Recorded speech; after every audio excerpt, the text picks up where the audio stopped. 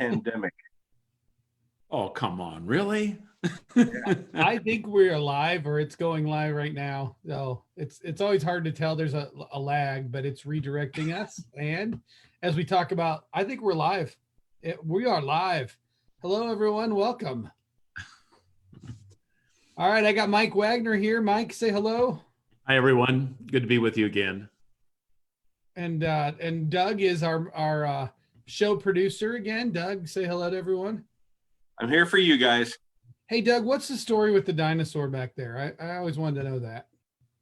Kind of a sad story. It was a gift that Anna bought for a boyfriend for Christmas. And shortly before that, the whole thing fell apart.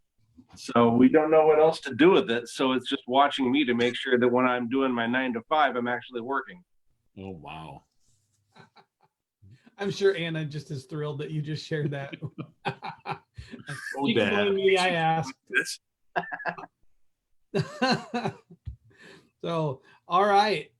Well, I want to jump into the text today and start fielding questions. And Doug, you will moderate these questions for us. So if you want to throw your questions online, we would love to see them. And it will help us to just keep an eye on that. And Doug, I don't know if I can keep an eye on that or not. So that's why we got you here. If you're uncomfortable sharing a question publicly, you can. Doug, how do you want them to communicate that if they don't want to publicly share it? If they want to text it to me. Okay, Doug, you want to publicly share your phone number? I did week 1. I don't know what better method there is unless they want to send me a message on Facebook. And it's one of those things where if anybody wants to become my Facebook friend right now, I'm accepting all comments. All right, and you could probably direct message them to Waukee Community Church too. And can I see those? I think you can. So we'll figure this thing out yet. So by the time we do, we'll be meeting in person. Yes, right. It's good. So, all right. Well, Mike Wagner has his Make Mistakes poster back up. He switched it out, but we're back to making mistakes. Good. So yes, and I'm sporting the Cubs because I'm still in sadness over not having them there. So, but we will all come back together. So, all right, Doug, what questions do we have? Do we get some pre-fielded questions at all? Oh, we did get one. It was a pretty good question. This one would be from Jeff Johansson. His question for today is regarding salt that loses its saltiness. He's wondering if it was never really salt to begin with, or is it still salt, but it's just worthless at this point? So this is a question. Is this a believer who lost their salvation, or an unbeliever who was fool's gold all along? Yeah. Well, that's a great question. But my first answer, I suppose, to that is I think it's Jeff. I love you, but I think that it's maybe a little bit of a misdirected question. In that I'm not sure that's what Jesus had in mind. I don't think he was thinking who's saved, who's not. I think what Jesus has in mind is the question is, listen, just are you my disciple or not? Not were you never and you lost it, or just the question right now, evaluate yourself here in the present time. And are you basically worthless? Are you just playing games? And I think he's trying to communicate that. I don't know, Mike, what are your thoughts on that? Well, yeah, and I think in the larger context where the king is presenting himself to Israel, I think part of the question is you were meant to be light to the nation. You were meant to be attractive to the world, and if you're refusing your role as light and salt, which is one of Jesus, he usually combines those in other settings. So yeah, I think that it's a decision point. It's meant to draw them to, are you in or are you out? Go big or go home. Follow me to Jerusalem, and or not. Yeah. think of the context. So he's got these crowds, and the previous setting was very intimate. The banquet. Yeah, he makes a big deal out of it. It's a crowd this time. It's a crowd. Yeah. And Jesus does this weird thing. Whenever he gets a big crowd, he says hard things. But it's like he's, we would go, hey, more people, a crowd, that Jesus is being successful. Like we should get bigger crowds and more people together. And just when that temptation comes, Jesus does things like, hey, if you want to follow me, you have to eat my flesh and drink my blood. And after the people have dispersed, he looks to his disciples and says, hey, are you guys leaving too? Yeah. And then they go, well, you alone have the words of life. Where are we going? And Yeah. so it's just interesting the way Jesus does that he seems to be anti-crowd oriented. And it's very different than the way we typically think about ministry. I think Jesus is more concerned with developing the 12 and churning out disciples who make disciples who make disciples, as opposed to just gathering a big group of people. And like when he feeds the 4,000 and then the 5,000, he comes back and it's very evident that the crowds just keep showing up because they think they're going to get free lunch out of it. And he just goes, I'm not really into that. So. Yeah, I think sometimes that our culture plays the short game and Jesus plays the long game. We're thinking about the immediate moment and the immediate metric of how many people can we attract. But Jesus is equipping disciples for the long game, so that, for 2,000 years, the long game has been playing, and it wouldn't have probably succeeded if it was just based on crowds. That metric alone wouldn't have been enough to sustain it. And of course, they'd had experiences where there'd been popular messianic figures throughout the 400 years since the end of the Old Testament and Revelation, Malachi. So they'd had rebellions come up and succeed and be squashed. So just playing the numbers game was not really was not the vision of God's plan, his redemptive plan, and certainly seems odd to modern Americans who play kind of the metrics game of, how many people, how many likes, how many clicks, right? How many, all of that seems odd to modern Americans who play kind of the metrics game of.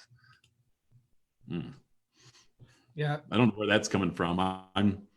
You guys muted? Yeah, sorry, that was my fault. I messed that up. So. Again, I was trying to see comments, and that's why I should just leave this to Doug. So. Leave it to Doug. Yeah. I want to show you guys something here, if I can figure out how to do this. And so this is my Bible software out of the book of Luke, and ignore all the stuff around the edges. I wanted to show you kind of, if you could see that, what I've colored on here. The first thing, kind of along what we're talking about here, is in the text we had previous, Jesus at a banquet says, go out to the highways and hedges and compel people to come in, that my house may be filled. And so you have an intimate setting that the invitation is wide open. And then look here, now the great crowds, but look, so he's talking to crowds and he wants them to know about discipleship. So look at this word disciple.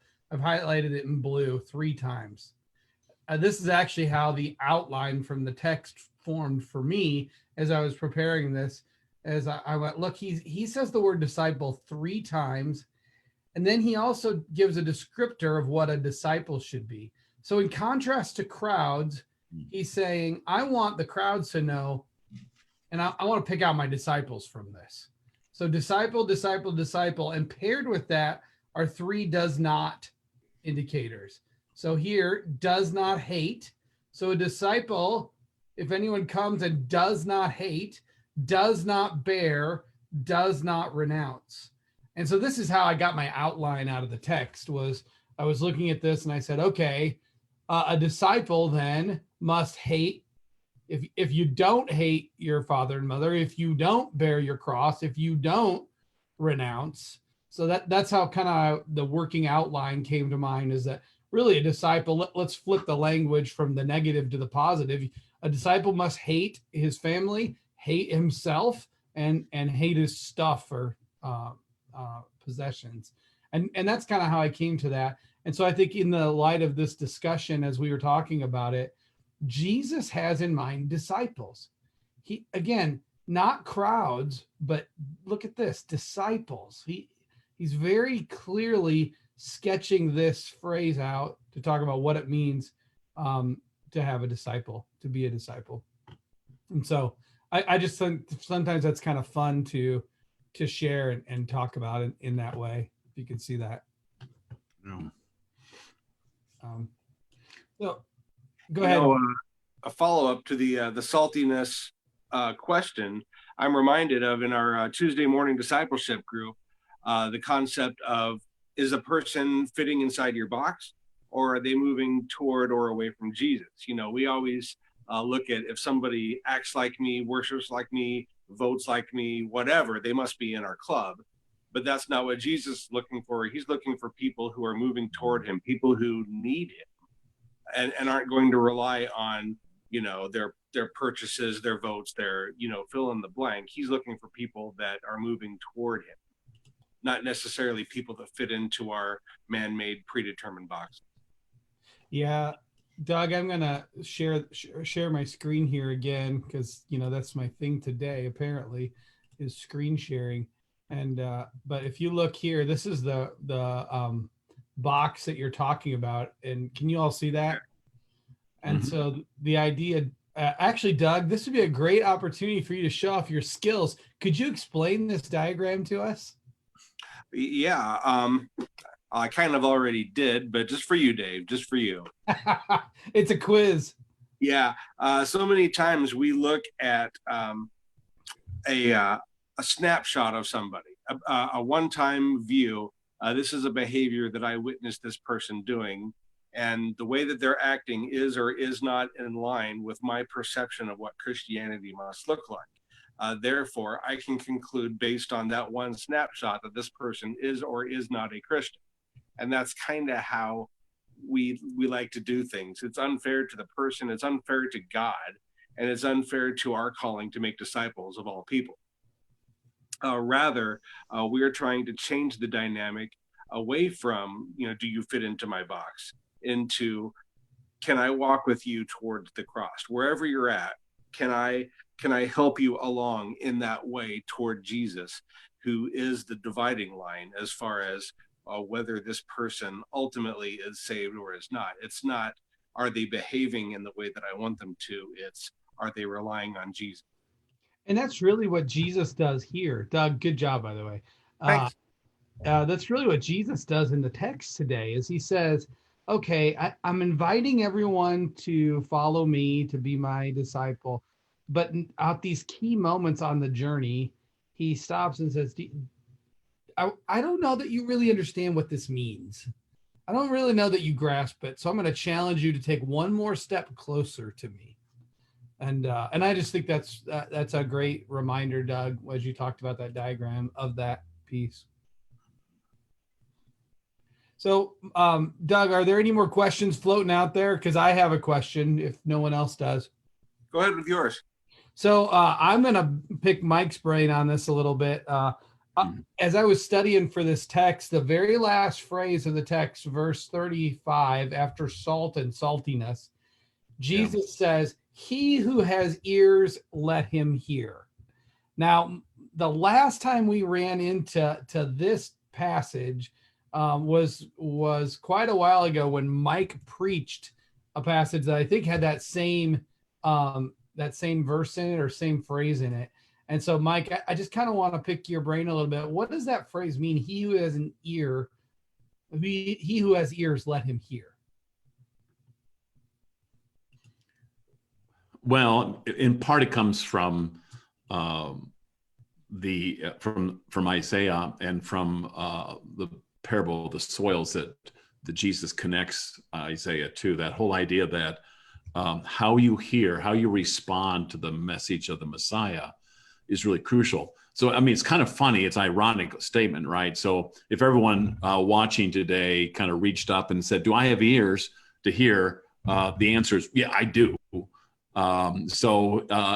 It's meant to be somewhat smile inducing. And at the same time, if it sinks in, you go, well, did I really hear? Have I really received the message of the Messiah? Have I really let this penetrate to my heart? And this shows up in thematically, not always the same phrase, but it shows up in Luke in a variety of places. One of my favorite is actually way back in Luke 6, where Jesus is giving the Sermon on the Plain, which parallels the Sermon on the Mount in Matthew. And since we've been talking about what a disciple is, verses 46 and 47, I think, are really helpful here. He says, why do you call me Lord, Lord, and not do what I tell you? So that's a very pointed way of saying, do you have ears to hear? You don't do what I'm saying. So it's like a parent would sometimes say, did you hear me call you? You didn't turn off the TV and come. You didn't close the computer and come. So, why do you call me Lord, Lord, and not do what I tell you? And then he goes on to say, everyone who comes to me, and this is verse 47, so kind of a definition of a disciple. Everyone who comes to me and hears my words and does them, I'll show you what he's like. And again, another parable shows up of building on the foundation that can survive the storm or not. And so Jesus has been doing these kinds of messages. Are you ready to really let this enter your heart? Are you going to hear it or not hear it? And just claiming that, you've got all kinds of claims to be disciples, or didn't we eat with you, like in Luke 13? All these kinds of associations with Jesus is not what he's after. He's after, I'm the king. You can't have a kingdom without a king. I'm the king. Americans sometimes want the kingdom without the king. So we want all the blessings, but we don't want the king. He says, you gotta hear me, respond to me. And so these moments of truth are showing up periodically in the language of Jesus. And I think this is another summary statement of, do you have ears to hear? I mean, that's what I'm after. I'm after actually getting into your heart and seeing you take action on what you hear. Yeah. And it's more than just, I was hanging around with you. I was one of the people around you. Later on, he says that there will be people on the last day that will say, hey, didn't we cast out demons in your name? Didn't we do this? Didn't we do that for you? And Jesus will look at these people and say, I never knew you. So it's not that you know who he is. It's not that you did things for Jesus. It's, does he know you? Yeah, and you have a repeat of the come to me language. So in chapter 6, everyone who comes to me, and then in the passage that Dave taught us and preached today, if anyone comes to me in verse 26, that come to me language is showing up all the time. But he's saying, let me define it, not in a shallow way like you just mentioned, Doug. Coming to me is more than just showing up, more than being at the meeting, if you will. Something bigger is going on. Yeah, and then it gets bigger in terms of the level of challenge that Jesus gives. Yeah, he turns up the volume, doesn't he? Boy, I mean, like this text this week messed with me as I was preparing it and getting ready for it, because, like, I don't know. I think if you don't read this text and just stop and go, well, wait, do I really love my family more than Jesus? I don't know which one of us. I mean, that's a deal for me. Like, what, and do I have ears? Am I hearing? Am I, like, just the level of challenge in this, I found just extraordinary. And like I said at the beginning, Dave went to seminary. He can explain this text away, so I don't have to wrestle with it. But like, Yeah. okay. I mean, for me, I don't want to I don't want to play games with this thing. I love Jesus and I want to follow him. And so, yeah, I mean, even as I look at those three things in the text, hate your family, bear your cross, renounce all you have. I think that the level to which Jesus dials up the knob in this passage in particular, if we don't just sit with this and let this mess with us a little bit, we're not engaging the words of Jesus that he wants us to.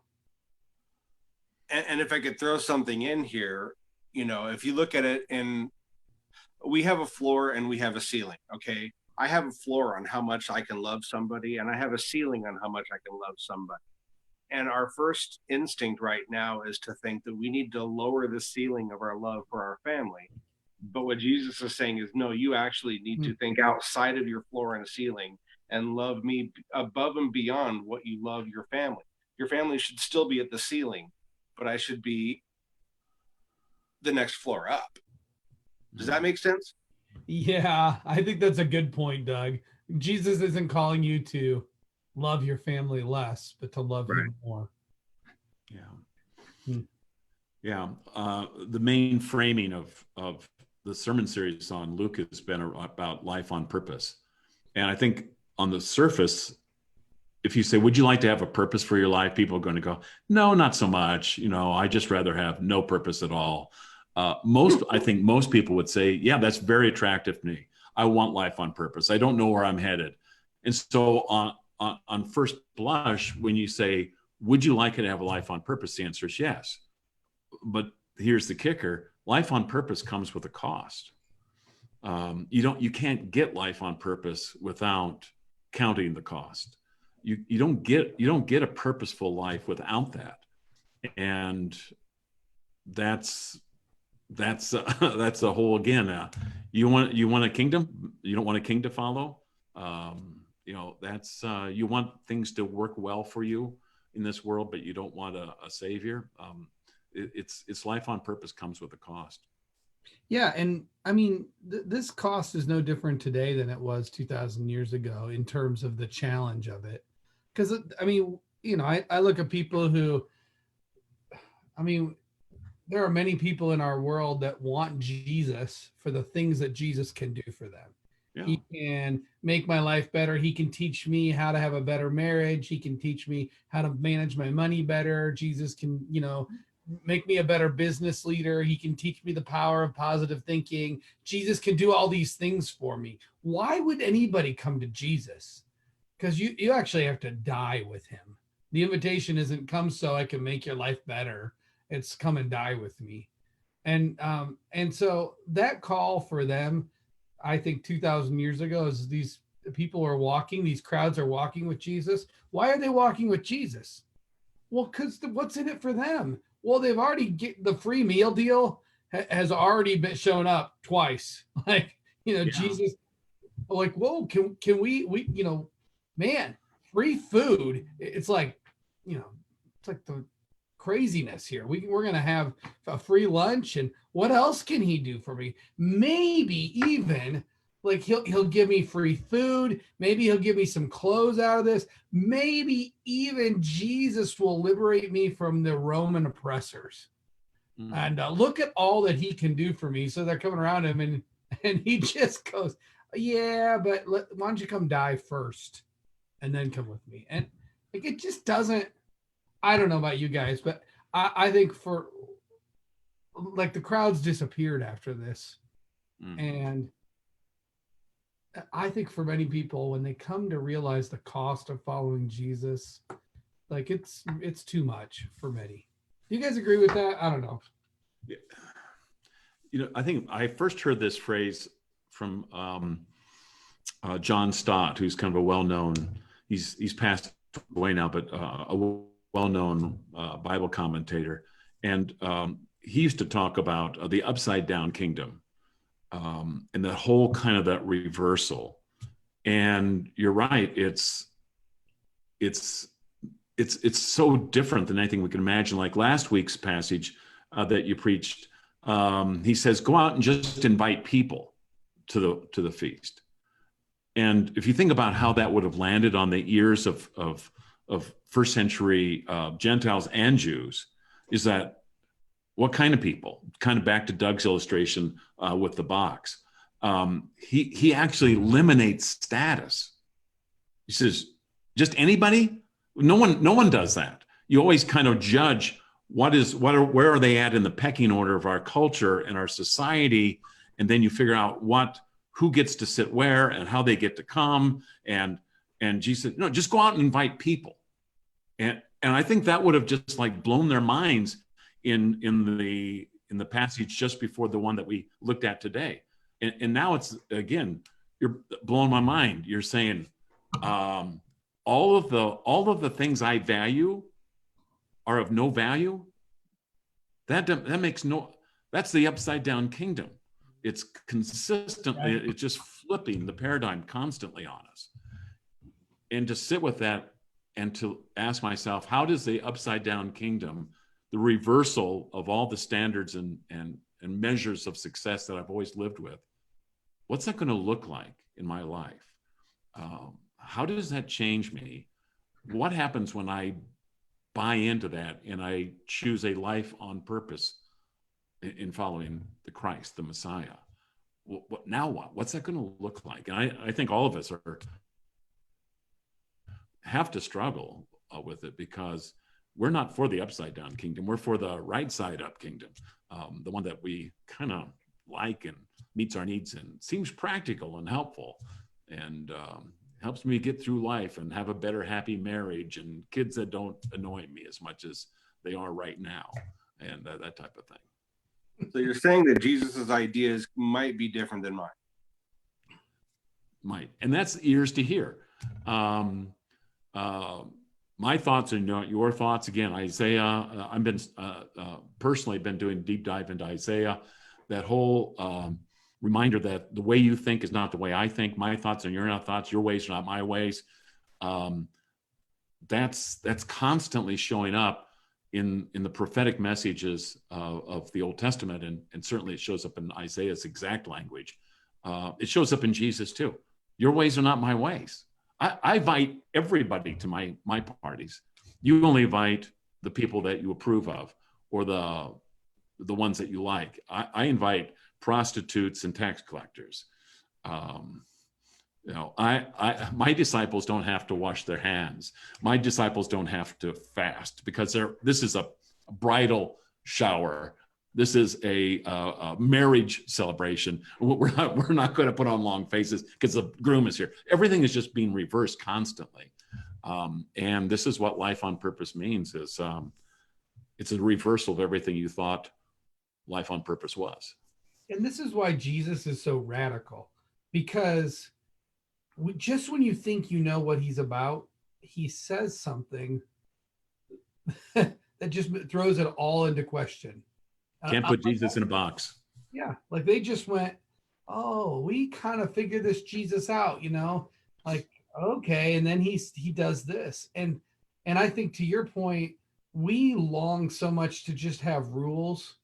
Like, okay, what does it mean to follow Jesus? Can you just give me my checklist? I'll go to church. I'll do the things. And the level to which Jesus in this passage just elevated the checklist makes it impossible. Dave, I remember a sermon illustration you gave quite a few years ago. I've got this weird memory for this stuff. And it reminded me of you talking to Clarissa and saying, Clarissa, I love you with every fiber of my being. You are the one for me.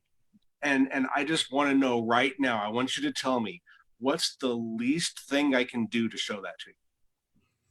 Yeah, right. It doesn't go over so well. Yeah, but I mean, and Doug, to your point, we just want rules, though.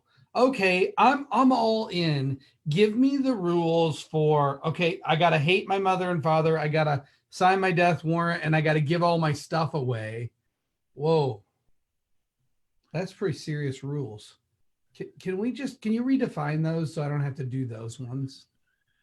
Like, that's why we, again, come back to, that's why we pay pastors, right? So they can re-explain this. It's a way that doesn't make me so uncomfortable. Well, and it's also, I think, you've chosen, rightfully so, you've chosen to teach through books so that when you get to a passage like this, you can't pick and choose. It's not smorgasbord. You have to deal with it, which is, I think, the beauty of exposition through scripture, so that you can't avoid this. It's going to show up. So yes, you have a theological education, so you're really good at watering down the Bible, Dave. You probably took Watering Down the Bible 101 or something. Right, yeah. I mean, I took it, we all took it, and Manipulation by Guilt 101 was my favorite class. But all of that was, it's really, you can't avoid this. It's going to show up in the passage, and it shows up over and over again. You can't pick and choose. Why didn't you just teach a nice passage on how to be a good father? Wouldn't that have been much better? Yeah. Yeah. Right. And that would have been nicer. Now, here's what's fascinating to me. So the tone of how Luke pairs these passages together is so fascinating. So we have in chapter 14, the great banquet where you're supposed to invite the poor, crippled, lame, and blind, which is probably a reference to Gentiles. Luke's got a Gentile audience in here, and he's probably focusing on this to say, hey, you everyone can come. It's this really encouraging, uplifting time. It's bad if you're a Pharisee, but for the general audience, that's encouraging. So the emotional tone is a very encouraging one. And then we go to this passage, which has a very different emotional tone to it. Now, what's going to happen in the next passage that we're going to do next week is a little foreshadowing here. Right. You look ahead, and this is the lost sheep, the lost coin, and the lost son, the prodigal son. And all of a sudden, it's like, oh, well, that's kind of encouraging again. It's just really, it's fascinating to me to watch how Luke is weaving these together, these accounts, in sort of an emotional sine curve, as it will. Yeah. Yeah. It's the thing about being a Christian in America, at least in my lifetime, and I think maybe it's changed some, but historically, as Christians, there was very little social cost to be a Christian. So early on, there was a lot of social benefit. An upstanding person, valued individual, a church leader, all that looked good on resumes. And then there was kind of not a big social cost, but a little like, Christians are annoying because they would, like in college, they'd come to my dorm room and try to witness to me. I wish they'd just leave me alone. So a little social cost, but not much. We're kind of in an era where the social cost is a little higher, but it's nothing like the social cost that Jesus asked for. We haven't gotten to, friends of sinners status. But I think there's not a lot of social benefit for us to name Christ right now. And I think that's a good place for the American church to be at, because there's no reason to follow Christ unless it's for real. There's no applause from the society if we do that. So I think we're moving into an era where it's more like, if you have ears to hear. And we need to hear that range of mood that you just observed, because we need to know that we're more loved than we could ever imagine. But we have to be more serious and really look at our hearts and decide and count the cost. So we need that full range of assurance and reassurance and challenge, and we need that whole range. And again, you're seeing Luke weave that in just this amazing kind of mood tapestry, if you will, throughout the passages that we're going to be looking at as we go all the way to Luke 24 in the end of the book. Yeah, and you just can't read these passages and go, oh, well, this is just ask Jesus into your heart. That's all you got to do. And I mean, Why? faith in the shed blood of Jesus Christ is the defining moment in a person's life in their relationship with Christ. That is not to deny that in any way, shape, or form, but the cost is high. You know, it's not just like, okay, well, I'm in the club, let's move on now. And I think and you can't know what the cost is when you say I'm going to follow Jesus. You can't know. It's one of those like decisions where you can't know that you're going to have a happy marriage when you get married. You can't know if you're going to have great kids if you have children. You commit to it, not knowing. And the ultimate commitment to not knowing. Is that part of counting the cost then? Counting the cost is, I understand what I'm getting into, that I can't possibly know all the cost. Because I think that's your third point. Yeah. I have to everything that I kind of rely on that is my safety net.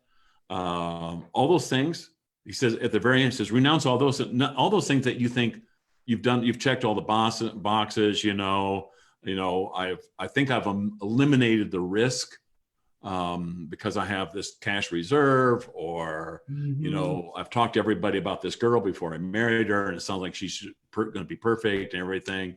She's not, psycho chick or whatever. You think you've done all these things to eliminate your risk. Now you make your decision. You can't do that with Christ. If I can segue off of that, Jeff Erickson had a question that kind of brings the whole love and hate thing kind of to a head here in a counseling situation. And, we've had quite a few marriages recently in our church, and that's great. The premarital time is when everything seems like it's going to be rosy. Everything is great. But a few years in, it's not uncommon for families to need a little bit of counseling to kind of get through some rough patches. So to kind of paraphrase what Jeff had to say here, how do you define that love when Jesus says you need to hate your wife and you need to love me?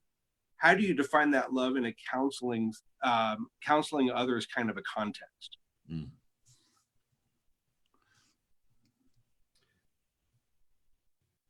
Well, I'll give just a quick one. I'll let Dave, actually correct me, and that would be good. If you hear the word love as a modern American, you almost always think romantic love. So even thinking about it you look at it from an emotional perspective or a romantic love approach. And it doesn't seem the scriptures use love quite that way. Love seems to be to choose. Hate seems to be to reject or to choose one over another, that type of thing. So if you purely stay in a romantic love thing, I'll love you as long as the feeling lasts. Feelings change and they go away.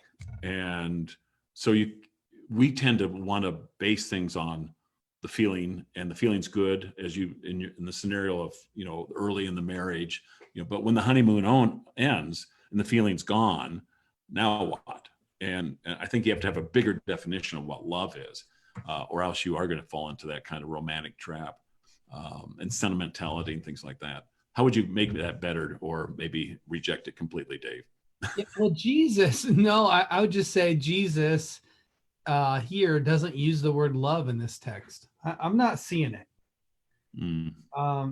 He defines love by saying what it is not. And so that's interesting. So he doesn't just say, hey, if you want to be my disciple, he doesn't use my outline today. You got to love me first. He says, I'm going to actually define what loving me looks like by telling you what it isn't. Mm-hmm. It's not, whatever the deepest love you have for your family, what you need to have for me is more than that. Whatever the deepest love you have for yourself, the love you have for me needs to be greater than that. whatever the deepest love you have for security and possessions and whatnot, the love for me has to be greater than that.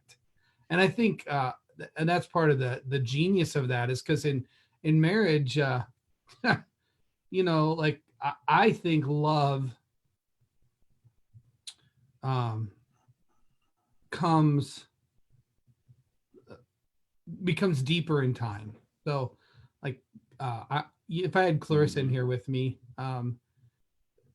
the love we have for each other is deeper than what we had in 1995 when we got married. It's less. I mean, I don't know. I just remember like just being madly emotionally in love with her, getting butterflies in my stomach and just all those feelings. And, I probably don't do that for Clarissa anymore. but the depth of commitment, the depth of love that we have now is so much greater than that. And so that now take that depth of love that I have for my wife after 25, 2 months from now, we'll be married 25 years. The depth of love that I have for her now put that into comparison, what I have for Jesus. And again, I don't want to skirt the issue of, how do you put it into one-on-one counseling?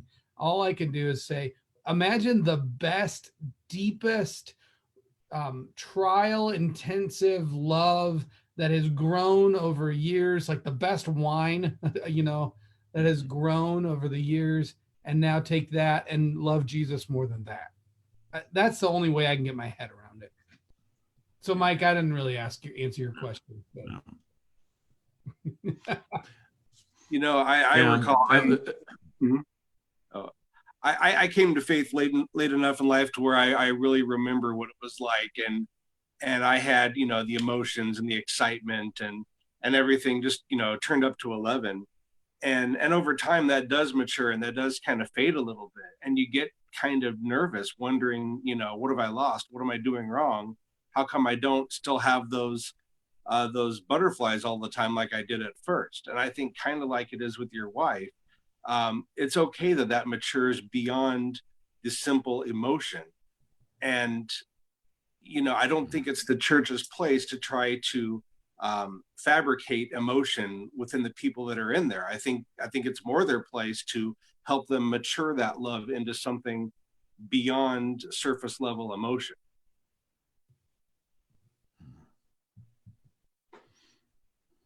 Yeah. I was just trying to read. I see there's a bunch of comments interacting on Facebook there, Doug, and I was trying to get my head around kind of the interaction there that's happening, and I want to make sure we talk through some of these things, because I deeply appreciate people who are commenting and asking questions. And Jeff asked something about identity. I'm trying to get my head around his question. Can you maybe read that, Doug? And that from his original question? Yeah, maybe, or just he asked something about identity when I talk about love for my wife, just a minute or two ago, and I was trying to get my head around that question. But and so that makes me think: is Jesus talking about where do you put your identity as a Christ follower in this text? Like, is my identity with Christ, or is my identity with my family? Is my identity with Christ, or in my identity in who I am as a person? Is my identity in Christ, or is it in myself? And I do think there's a sense in which that's true. Like, you have to identify first and foremost with Christ and put other allegiances aside. That doesn't mean that's kind of like in the world and not of the world. Being a Christian doesn't mean I totally remove myself from the world in which I live. I'm still an American. I'm still a Cubs fan. I have these identities, but they all pale in comparison to my identity as a child of the living God who is forgiven by the blood of Christ. I learned a painful lesson a number of years ago about finding your identity in anything other than Jesus. Because if your identity is found in something that can be taken away from you, it's going to fail you at some point. And yes, your marriage can be taken away from you. And if you define yourself first and foremost as a husband to this wife and a father to this child, it's painful to say, but those are two things that can be ripped away from you. Jesus can never be taken away from you. He has to be number one. Yeah, think about the challenge of just someone might, my identity as a son to my dad. So my dad had a company here. He was a CPA, and he formed a company, and for nearly 35 years, my dad's name, even after my dad died, his name was on the wall of that company. Like, the people, the partners that went after him and continued the business, but his name was on the wall, and that company just changed names. There was a merger, and my dad's name is no longer on the wall. And I lost my idea. I used to show up there and I didn't even know it, but I felt like this pride, like my name is on the wall at this place. Here's my taxes due them. And now it's like, I'm just a nobody. Any identity you have can be taken away, but not your identity in Christ.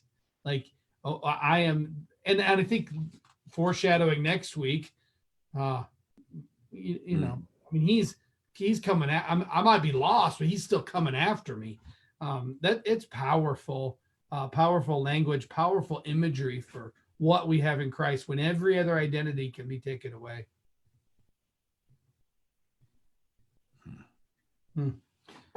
So Doug, are we still interacting with questions there, or Yeah, there's follow-ups, and with the delay that we have in the feed, it's kind of hard sometimes to follow the flow of things with what's being talked about right now.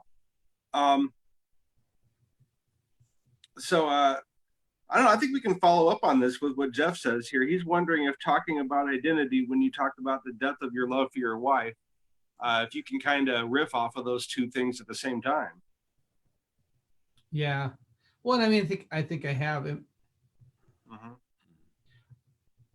I mean, it is interesting as a pastor in our evangelical culture, being married is helpful. In some other subcultures, like, being married would, like, if you were a Catholic priest, I guess it would not be helpful because you can't. But for me, in a Christian context, I suppose it would be easy to just go, well, I'm a pastor, and so being married is important for me, so I better continue to be married. No, that's not why I'm married. I love my wife dearly. And so, but again, it's not my identity. I don't just love her because it's helpful for me as a pastor. I love her because I love Clarissa. But my identity still is primarily not even as a pastor. My identity is as a loved child of the living God. And so, and I think it's easy to have any identity stripped from us. Hey, Jim Adams has been talking a little bit and kind of got my brain spinning a little bit here. He says, bottom line, by loving and living in the footsteps of Jesus, then and only then do we have the ability to love like Jesus. As far as live, love, and give like Jesus, how much of that has to be provided first and foremost by Jesus?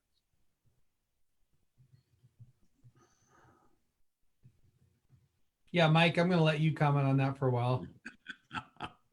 Thanks. Well, it's in some ways, I think you have to realize you were worse off than you ever thought you were in order to fully appreciate the gospel. It says that you're more loved than you could ever have imagined. And the worse off part is that you need an encounter with God that he has to initiate. We don't go looking for God. We don't come seeking for God necessarily. Paul's point in the epistle to the Romans is a large part of that. We've trusted all of our false righteousness. And so it is, in my mind at least, ultimately, God do something more. It's like the evangelist who prays,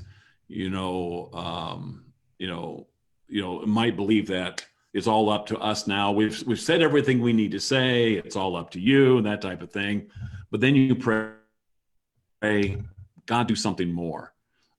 Intercept these people's hearts. And to me, I think it's the gracious insistence from God that he will be loved by us, that he will come after us. My heritage, my religious tradition, I was raised in the Lutheran tradition. And so I have a lot of these Luther quotes and images in my mind. And one that I've always valued is the phrase or the quote from Luther that I took off for hell as fast as my feet would carry me. And God chased me down, caught me, and dragged me to himself. That always resonates with me, because I think apart from the grace of God that intercepted me, I would be running away from God as fast as my feet would carry me. And I needed someone to chase after me. I needed the hound of heaven, to kind of allude to another metaphor. I needed that, because without it, I wasn't looking, I need the love that seeks me out, not the love that I react to. I need that. I need the intercepting love of God. Yeah, and you're all pointing us forward to next week's text. Like, this whole thing is right ahead of Luke 15. It's like, can we stop this and just talk about Luke 15 because it's so exciting? But we can't, because here it is. And again, I just come back to this idea. I don't think the point that Jesus is trying to make is, it is like, gee, you better question whether you're saved. You better question whether, you really placed your faith in me. That's not what Jesus is doing. Jesus is going, hey, time out. You just got to know what you're getting yourself into, because this road is hard. This is not an easy road. And so I think that even as much as we just want to look ahead to Luke 15 and all the exciting things and encouraging things that are in there, it all comes, there's a cost that comes alongside of this, that it's sort of collateral cost that goes with this great gift that you're going to walk into. So, well, and I think, if I'm trying to remember some of your language from earlier this morning, how it is. When we listen to your sermons and then we kind of forget it by the time we get to the parking lot. And that's no commentary on you. It's a commentary on us. But I seem to remember you used some language about idolatry. Maybe I'm making that up. No, I did. Yeah, I talked about it. And I think the passage before us is that taking away from us things that we love that can become our idols. The idea that an idol isn't necessarily, what we imagine from the early Old Testament passages of idol worship, but an idol can be any good thing that becomes an ultimate thing. And the way you know that you have an idol in your life is that it fails you. It lets you down. You offer your firstborn, you offer the most precious thing to you that you have to it, and it lets you down. Mm-hmm. And I think this passage is also kind of, again, we're going to find out there's a love that will not let us down next week. But we have to know that everything that we have loved so far, or chosen so far, or given our all to so far, it will all let us down. And not just bad things, but actually good things will let us down. Marriage will let us down. Careers will let us down. Science will let us down. Thinking of our current situation, globally or societally. We need to know everything that we've ever banked on will let us down. And if so it's no, the only way we save our soul is not by finding a better idol. We've got to know that before we can hear that Jesus won't let us down, before we'll even believe that. I was amazed how applicable this particular passage is to our current COVID-19 situation. In fact, I could have preached for an hour just because of the application of this. But just think about it, Mike, like what you were saying. Do I love my family? And how do I know if my family is an idol to me? Well, the only way you can do that is look at your heart and say, okay, so I have this insistence that my family, I'm going to protect my family and keep them safe and so I'm going to circle the wagons and seal all the doors and then put tape on everything so that no disease can possibly get in to infect my house. The reason the Christian loves God enough to withdraw from culture for a time being is because he cares more, or she cares more, about other people than your own family. I love others, so I don't want to give them the disease, as opposed to I have to protect my family and keep us happily safe because I don't trust God to take care of us. I don't know how to tell which is which. Like I can't figure that out. I can't look at someone and go, oh, the reason that you're quarantining is because your family is an idol. No, maybe they're quarantining because they are following Christ and loving another person. But every one of these things, okay, the person that's just like, I don't care about anyone else. I'm gonna go out and and lick every doorknob in Walmart because I have the freedom. Please. Right? Like you gotta ask, why are you doing that stuff? And it's just, that's what Jesus does here, is he looks at all of us and he goes, oh, by the way, I'm the one who knows your heart. Nobody else does. And you got to ask some hard questions. The one that really chewed me up was, what am I going to do with my stimulus money? Like, oh, yeah. How do I love Jesus first with my stimulus money? And that can look vastly different for a lot of different people. Yeah, it might be. It might be wise, as you were talking there, and I thought about this actually during the message, because you underlined renounce all that he has.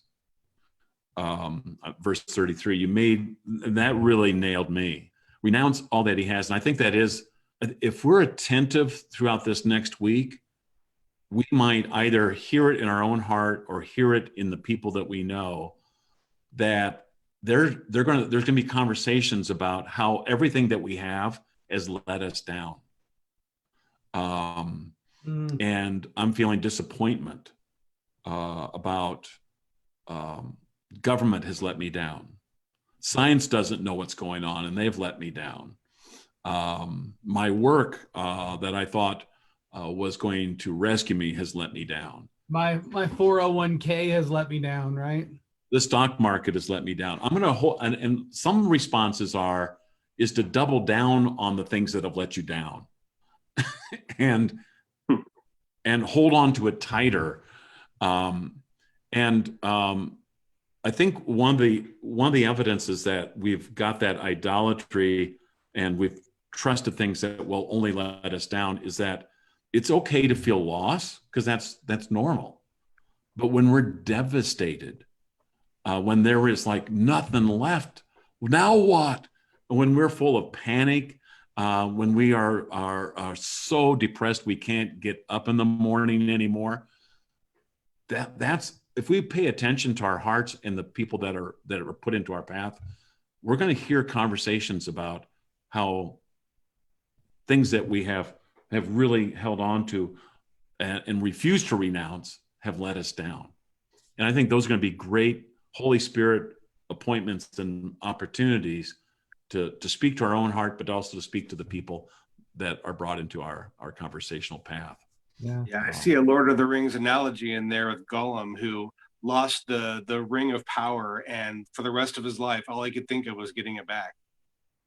Yes. And the ring was an idol. It had to be thrown away. Hmm. And if it didn't get thrown away, it led to great evil. Frodo says, "I wish I hadn't been born in a time like this," to Gandalf. And this is in Lord of the Rings. And Gandalf says, but you were. You were at a time. This is the time that we've been born into. And this is a defining moment for us, collectively, but also individually. Yeah, and I think how I've been reading quite a bit about how we're going to respond to COVID-19, and think about the number of people who are saying, "Well, I just can't wait till everything gets back to normal," and it's not going back to normal. The world will be different after this. It's not going to just go back and all of a sudden be changed. And now that puts our allegiance at line. It says, well, the one thing I know that's not going to change is the depth of love that Christ has for me and the depth of commitment that I have for him. I know that those things aren't changing. Like, I'm still his follower. I'm still his disciple. But family might change, money might change, my love for self might change, but he never changes. So something that can't be taken away from you. Mm-hmm. Yeah. It's the Jim Elliot quote, right? You're not a fool if you give up everything but you can never be taken from you. Mm-hmm. It's one of the great bits of advice of when everything is changing, don't focus on the things that are changing. Focus on things that won't change. And, there's a whole list that we can make as followers of Christ that won't change. It's the Hebrews passage, the Epistle of the Hebrews passage. Everything's being shaken right now, so that the things that cannot be shaken will remain, and you'll know you're on solid ground. That whole thing is that you want to be on the rock. I mean, the imagery of the scripture is over and over again. You are my rock. Can't move the rock. Yeah. The rock doesn't move. Mm. So Well, I think that's a lot of the application. It's 1:02, and so our advertisers are getting very anxious for us to go to commercial break. Yes. But we are gonna wrap up. Thanks to our to Doug and to Mike for being on here with me and spending an hour talking about the text and our love for our Savior. And thanks to all those who have tuned in live on Facebook. And so we will do this again next week, and we'll talk about Luke chapter 15, the parable of the lost parables. And so we look forward to doing that. So, all right, thanks everyone, and Thanks. we will see you here next week. Love you.